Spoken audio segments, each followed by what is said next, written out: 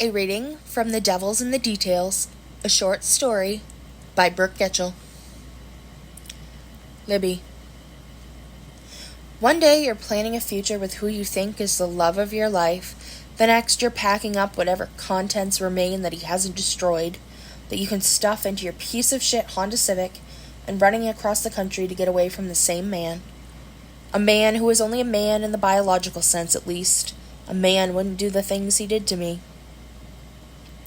"Give me back my fucking phone or I'll bash your fucking head in," he roared. I snapped back into focus at the lethal tone of his voice. Somewhere inside the last 10 minutes, my mind had gone somewhere else. Somewhere safe. Pinned against the kitchen sink, I lifted my eyes to look into the whiskey ones I had fallen in love with 2 years ago. Kelt and I had met when we worked together at the same company, and what started as innocent banter quickly became more. I had always been drawn to older men. He was in his 40s, tall and slender, but strong from his job. He was one of few people I had met that was able to match my sarcasm and witty banter. That's what ultimately drew me to him, his ability to give me a run for my money. He was sweet and spoke in paragraphs rather than sentences, and after only a few months our relationship took off. So when I was planning to move out of my apartment a few towns over, he asked me to move in with him, and I said yes. I spent most of my time there anyway, and I figured we would end up moving in together eventually, so it seemed like the most logical decision. Being able to wake up and start every day by looking into his gorgeous dark whiskey eyes felt like a dream. Those eyes were empty now. Maybe they always had been. I stood frozen in place as he stood towering over me, arm raised above us both, the light from the incandescent bulb dangling from the wire in the ceiling of our unfinished kitchen caught on something in his hand. A hammer. He had a hammer. When did he pick up a hammer? "Answer me!" He yelled so loud I swear it shook the leaky bay windows above the sink. It was sunny outside and the sun was shining bright through the windows, yet inside nothing existed but darkness.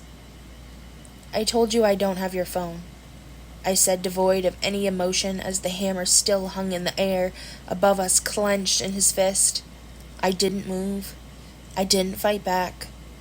I was numb. Physically, I was stuck. Mentally, I was dead. Was he actually going to hit me with it?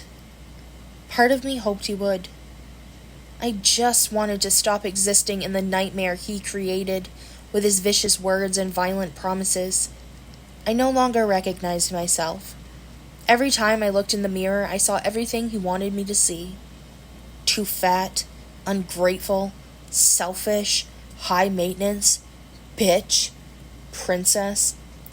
There wasn't an insult that I didn't come to know in the sound of his voice. This wasn't the first time, and I should have left a long time ago.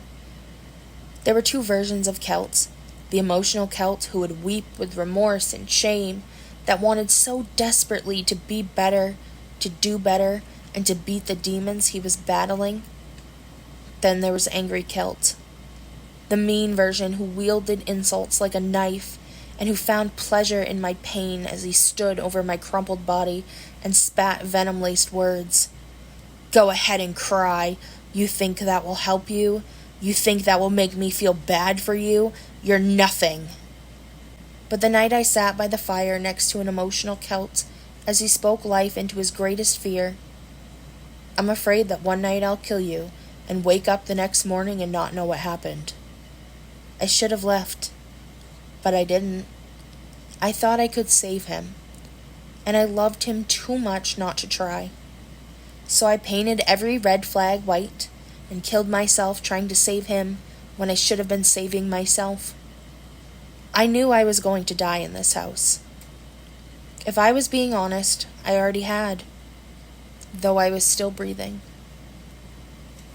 Thank you.